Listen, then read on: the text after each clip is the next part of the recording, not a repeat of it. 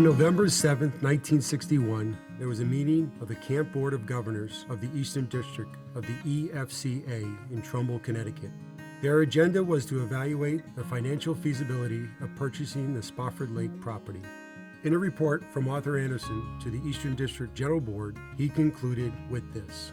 A spirit of seriousness was in evidence at all times, with each member taking hold of the problems with earnestness and confidence that the Lord will provide. We, as a Board of Governors, feel that without great prayer support, this program will fail, and we appeal to each member of the General Board for this support. On June 5, 1962, the property was officially purchased for $48,000. It did not take long for many churches and volunteers to get to work on the property. Within 2 years, by 1964, volunteers built 3 cabins, 2 bathhouses, an extension to the dining hall, and the chalet. They also built 10 A-frame luxury housing units, affectionately known as tentels. Remarkably, every building that was built in the early 60s is still standing, but only the tentels are the original form and have lasted 60 years without an upgrade. Eugene Peterson, in his memoir, A Pastor, talks about the power of place in the lives of believers. He says places gather stories, relationships, memories. It provides a stable location in space and time to give to prayerful, meditative, discerning attention to the ways in which my life is being written into the comprehensive salvation story. One of the most remarkable threads of Spofford's story these last 6 decades is what has happened on this property. There are many stories to share about the churches, the guests, the volunteers, the directors, and above all, the lives changed every year for the last 60 years. But this story is about the buildings, the place that God has built through the hands and feet of His people. The buildings that have housed men, women, and children whose lives would be forever changed because of this place. And as you watch the story of this place unfold, remember the words of Jacob in Genesis 28. Surely the Lord is in this place, and I was not aware of it. After 1964, Camp Spofford was sitting on 10 acres with 26 buildings on the property. It was selling out youth camps, family camps, and retreats. Everything was run by volunteers who would drive up to camp to open the doors whenever a group was here. The 60s saw the construction of camper cabins, tentels, and the chalet. By 1969, you could attend a weekend retreat at Camp Spofford for $4.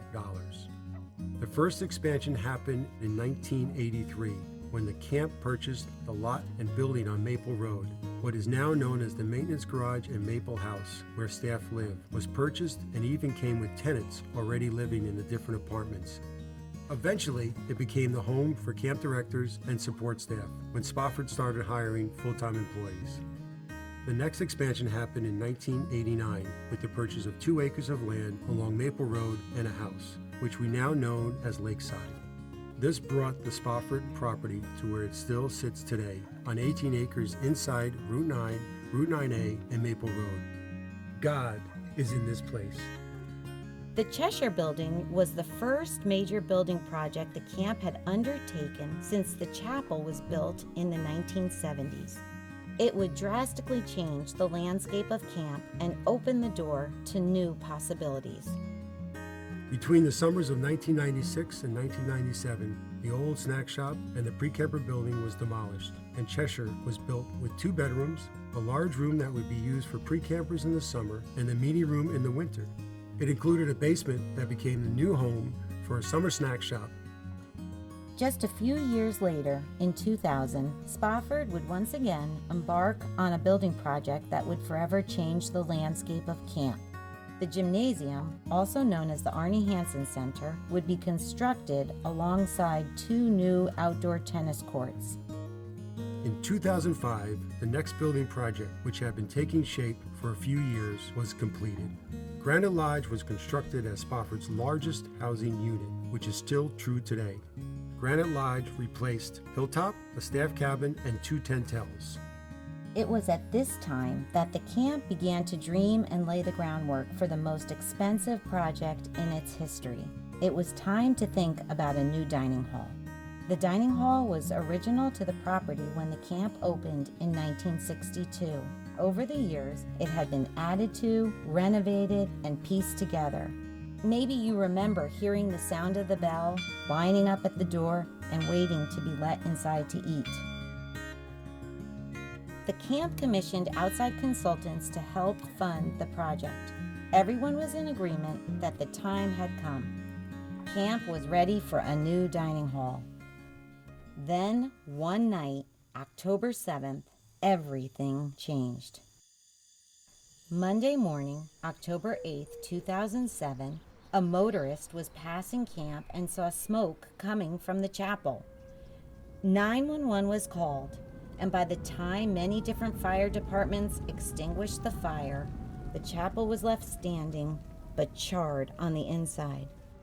It was a total loss. This would actually be the second time in camp's history a chapel would be destroyed. The original chapel collapsed under snow, and this was lost to fire. 60 years, 3 chapels, all in the same place. The chapel was never part of the plans, and yet, once it was built, the camp couldn't imagine running winter retreats without it. Alongside some other small projects, Camp Spofford was up to 125 year-round beds, and the chapel was the only place big enough for large groups to meet. It was a gift from God that was only realized through tragedy and loss. Shortly after the construction of the new chapel, the camp once again began to dream about a new dining hall.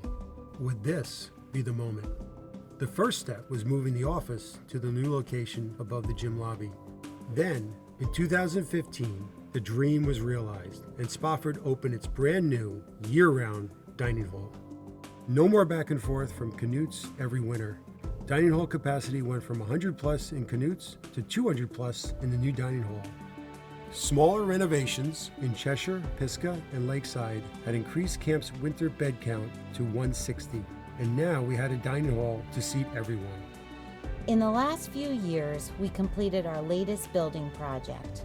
In March of 2020, already behind schedule on the construction timeline, the project was almost forced to stop when stay-at-home orders and the economic shutdown happened as a result of the COVID pandemic.